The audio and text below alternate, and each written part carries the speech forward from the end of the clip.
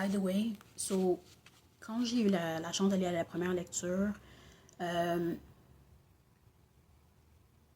metteur en scène, le directeur artistique plutôt, a mentionné que plusieurs œuvres classiques sont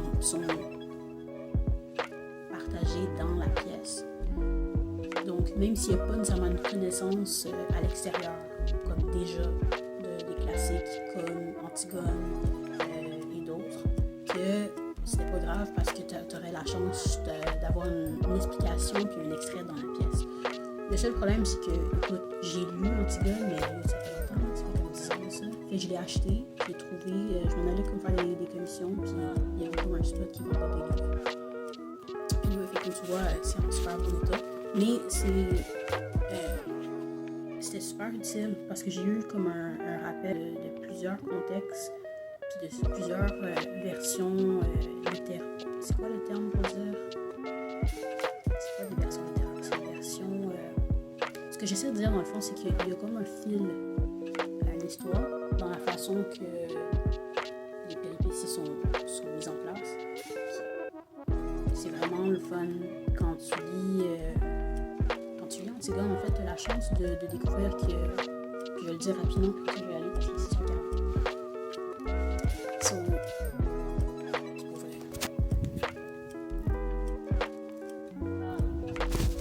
Mais après, faut que je parle trop fou. Un roi a deux frères. Pour une raison ou une autre, son frère, à un moment donné, décide qu'il veut le royaume de son frère, fait qu'il tue son frère.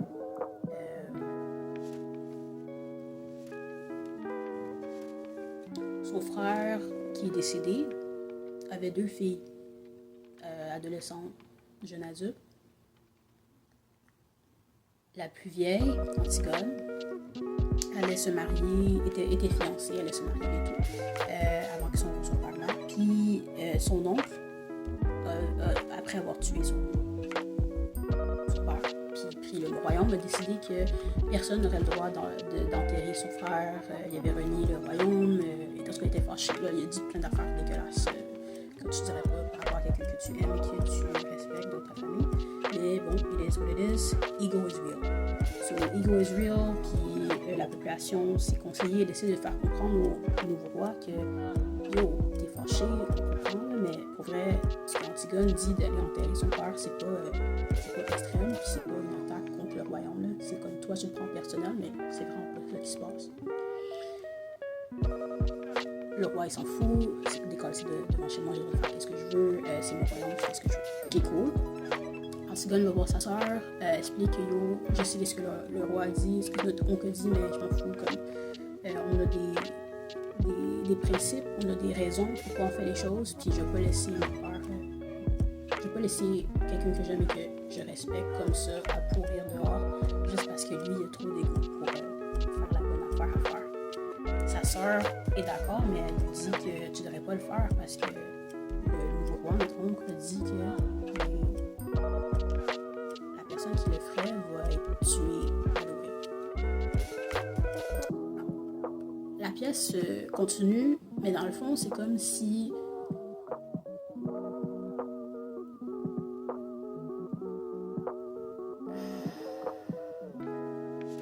quand Antigone a parlé à sa sœur essaie de la convaincre de pas y aller, puis de pas le faire. Puis les conseillers du roi lui conseillaient de pas tuer sa nièce, d'écouter la raison, la voix de la bonne raison, puis de pas tuer quelqu'un pour une raison d'égo. Puis ils sont collés, il dit que ses deux nièces sont folles de toute façon, qu'il y en a une qui a toujours été folle, puis l'autre, ça fait peut-être 15 minutes qu'elle est folle, là, mais c'est pas grave. Les deux sont folles, qui décollissent, puis qu'on écoute sur comment les choses sont supposées d'être. Puis, obviously, je résume ça à la va-vite, pas de façon littéraire et exacte.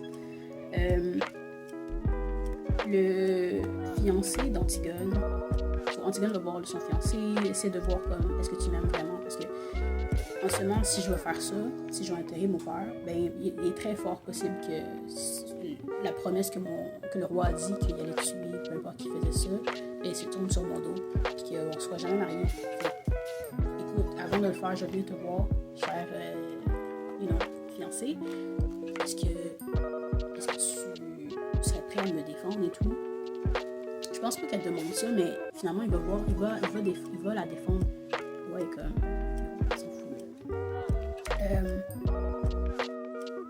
Puis quand le fiancé part de devant le roi, puis va, je sais pas exactement, je pense qu'il va au sous-sol, quelque chose comme ça, ou il va voir Antigone dans sa chambre.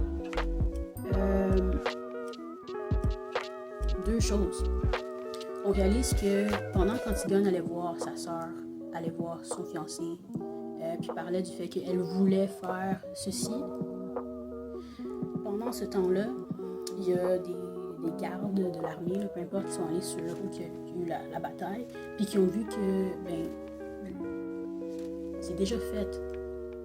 T'as pas besoin de empêcher quelqu'un de le faire, c'est déjà fait.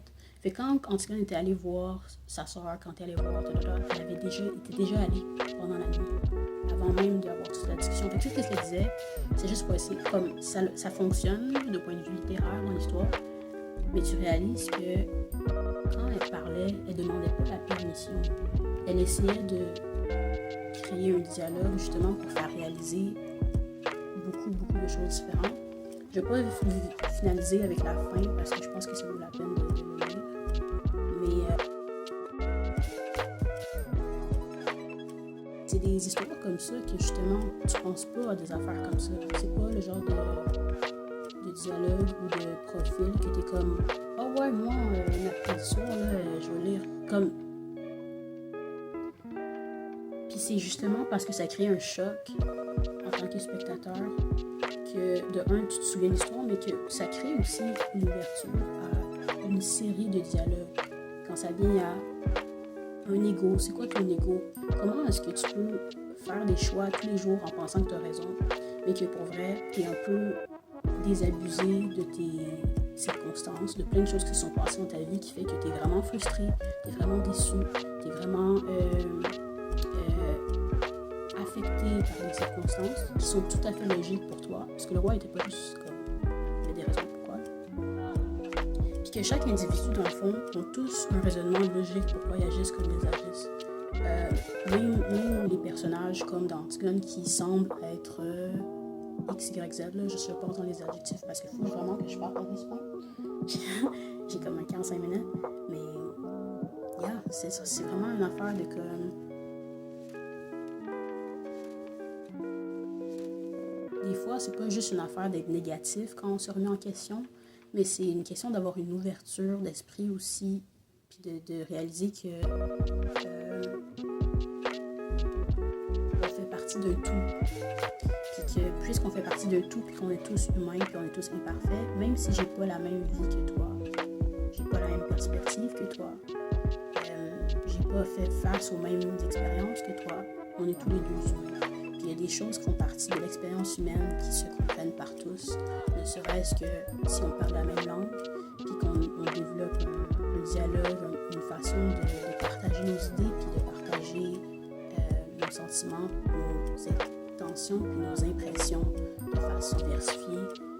Ça avance celui qui nous écoute, ça avance celui qui les partage, puis ça avance le groupe qui est impliqué aussi, surtout quand c'est vers un discours qui est bâti plutôt qu'un discours qui est là pour chialer, puis sans nécessairement avoir de solution ou de résolution. Je pense que c'est humain aussi de chialer, puis le théâtre justement parle, ouvre justement, donne une porte ouverte à justement un dialogue où on dit avec plus de panache un peu notre frustration, nos impressions, avec un sens de l'écoute. Parce que oui, tu peux parler tout le temps, mais c'est ça qu'il faut faire avec le cœur aussi, c'est que tu fais exprès d'aller écouter vraiment un discours que justement tu n'aurais peut-être pas la chance d'entendre si tu étais dans ta routine et tout. So I'm gonna stop this and go. And yeah, parce que là, pour vrai, là, je suis comme vraiment on the verge, puis je pense que je vais peut-être prendre